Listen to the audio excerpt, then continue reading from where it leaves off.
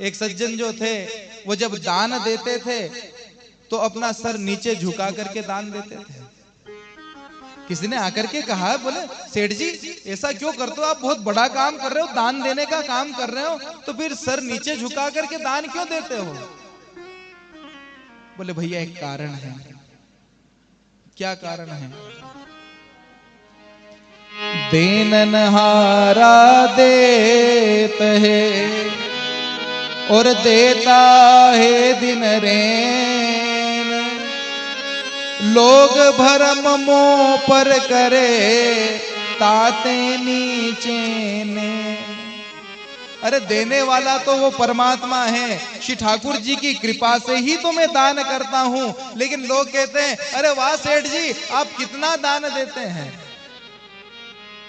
अरे भैया पाइपलाइन तो वहां से जुड़ी हुई है, जो भी मेरे पास में वो श्री ठाकुर जी का है वही तो मैं दान करता हूं। लेकिन जब लोग कहते हैं कि सेठ जी दान कर रहे हैं तो मुझे शर्म आ जाती है, इसलिए मैं आंख नीचे करके और दान देता हूं।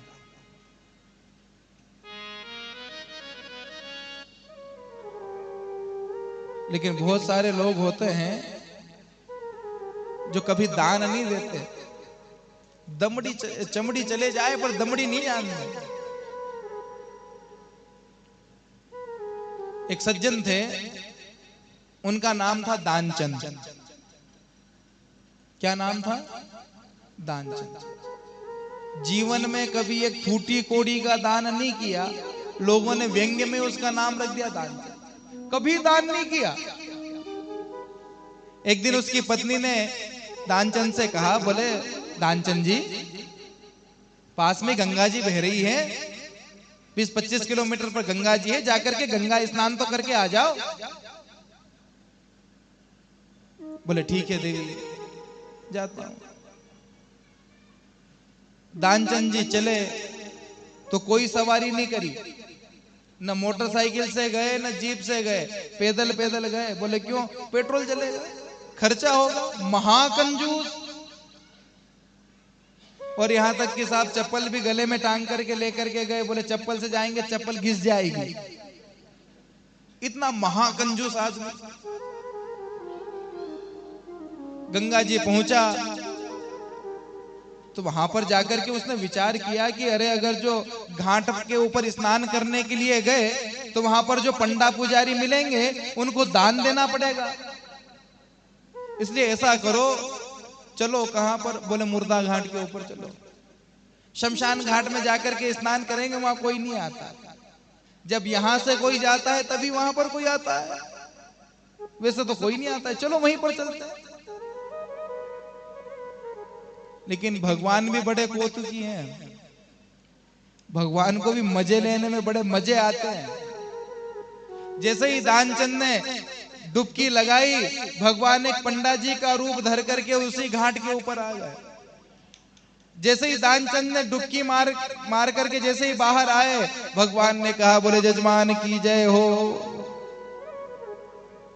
दानचंद के तो पैरों तले जमीन खिसक गई साहब। बोले इनसे बचने के लिए तो अपन यहां आए थे, ये यहां भी आ गए।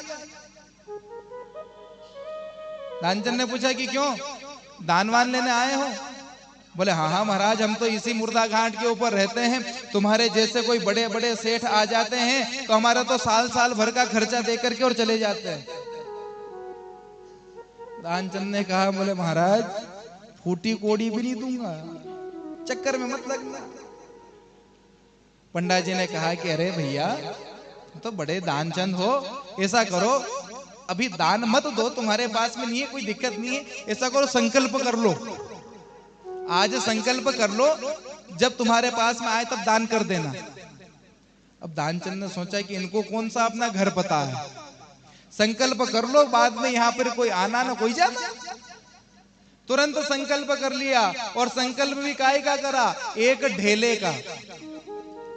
पुराने समय में ढेले चलते थे, 1 रुपए से भी जिसकी वैल्यू कम हो वो ढेला, ढेले का संकल्प कर लिया। दानचंद चलते चलते घर आया, जैसे ही घर जाकर के अंदर लेटा, घर के बाहर से आवाज आ गई, बोले जजमान की जय हो। दानचंद की पत्नी अंदर आई। दानचंद की पत्नी ने कहा, क्यों महाराज, किसी को दानवान देने की कह करके आए थे? बोले अच्छा आ गए क्या? बोले हाँ हाँ बाहर खड़े हैं। दानचंद ने सोचा कि इनको दान देना पड़ेगा। बोले एक काम कर, उनसे कह दे कि अभी अभी चल करके आए हैं तो थोड़े बीमार हो गए हैं। दानचंद की पत्नी ने जाकर के कही, बोले महाराज जी वो अभी गंगा स्नान करके आए हैं तो थक गए हैं, थोड़े बीमार हो गए। बोले अच्छा देवी, जजमान बीमार तो पंडा जी कैसे शांति से बैठ सकते हैं? ऐसा करो, आटा सामान दे दो, यही बढ़िया सी दाल बाटी बना करके आरोगेंगे और यहीं बैठ करके महामृत्युंजय का जप करेंगे तो तुम्हारे पति जल्दी ठीक हो जाएंगे। जाकर के दानचंद की पत्नी ने अंदर दानचंद से कहा, बोले वो तो ऐसा ऐसा कह रहे हैं। बोले भाई ये तो खर्चा बढ़ गया, अब इनको कौन भोजन कराए यहाँ पे? ऐसा कर, कहते कि मर गए। दानचंद की पत्नी ने कहा कि बोले महाराज ऐसे कैसे बोल सकती हैं कि मर गए? बोले मैं कौन सा झूठ मूठ का मर रहा हूँ, सचमुच का मर रहा हूँ, झूठ मूठ का ही तो मरूंगा। कहते जाके कि मर गए। दानचंद की पत्नी भी झूठ मूठ का रोना रोते रोते बाहर आई और कहा, बोले पंडा जी हमारे पति तो अभी अभी गए।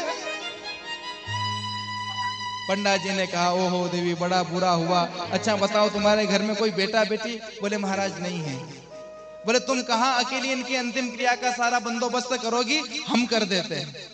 अमित रूप प्रकटे ही काला, एक रूप के 10 रूप बना करके पूरे गांव में फिर गए और सबसे कहा, बोले दानचंद जी निपट गए, चलो। पूरे गांव के लोग इकट्ठा हो गए, दानचंद को उठाया और वो जो तरक्की होती है ना उसके ऊपर लिटा दिया। अब वो दानचंद भी इतना मक्कार आदमी साथ के, उसके ऊपर भी लेट गया। अब दानचंद की पत्नी रोए, बोले ये मरिया नहीं है। तो जो 2-5 महिलाएं थी वो कहती है, बहन देख तो तेरा प्रेम ही तेरे पति से बहुत भारी, अब मरे हुए को कौन वापस ला सकता है? तो गए, बांधा, बंध भी गया। 4 लोगों ने कंधे पर रख करके ले जाने लगे, उसमें भी नहीं उठा। दानचंद की पत्नी का रो रो के बुरा हाल हो गया। बोले नहीं मरे हैं।